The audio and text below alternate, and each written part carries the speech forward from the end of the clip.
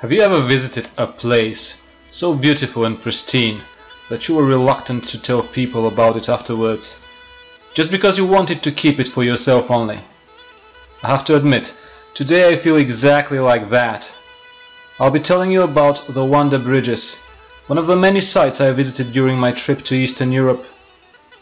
This place is hidden in the heart of the Rhodope mountains, the same mountains that are the birthplace of the mythical Orpheus. The Wanda Bridges, or as Google claims is pronounced in Bulgarian, is located within a 3-hour drive from the capital of Bulgaria. It is a very pleasant trip, as most of the time you'll be driving through the mountains. I have to warn you though, to be prepared for a challenging last couple of kilometers before you reach your final destination. That last stretch is a real mountain road, and in a retrospective, I now regret having saved a few dollars instead of having rented an SUV. Once we reached the end of the road and stepped out of the car, we experienced the physiological shock of inhaling crystal clean fresh air. The place is far and away from even the most insignificant source of industrial pollution, and even the challenging few kilometers at the end of the trip serve as a sentinel protecting the site from the crowds of tourists and their vehicles.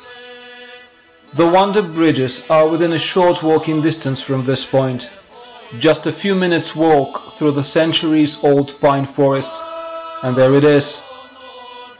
You will find that the name really fits the place. The rocky formations resemble marble bridges of a titanic size.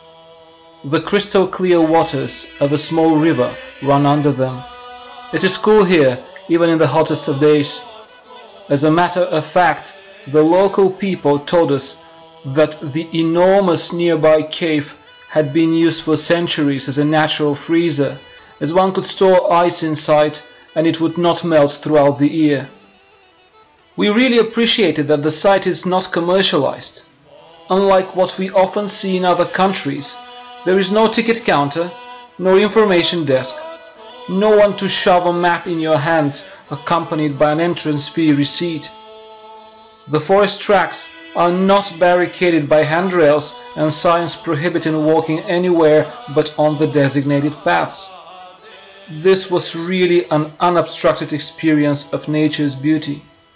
And now you might understand why I don't want people to go there.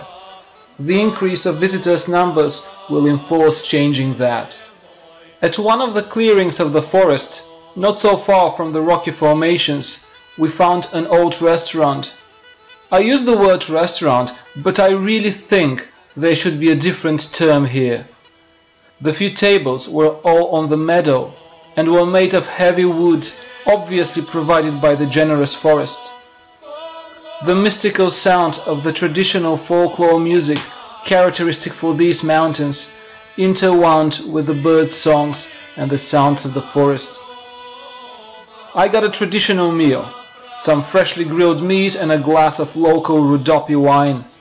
Strong in aroma and spirit, I sat at one of those tables, the sounds of Bulgarian bagpipes, the songs of the birds and the whisper of the wind in my ears. I looked at the mountains and I honestly thought that this was the perfect moment. Yes, indeed, I am reluctant to tell you about this place. I want to keep it unchanged for myself only.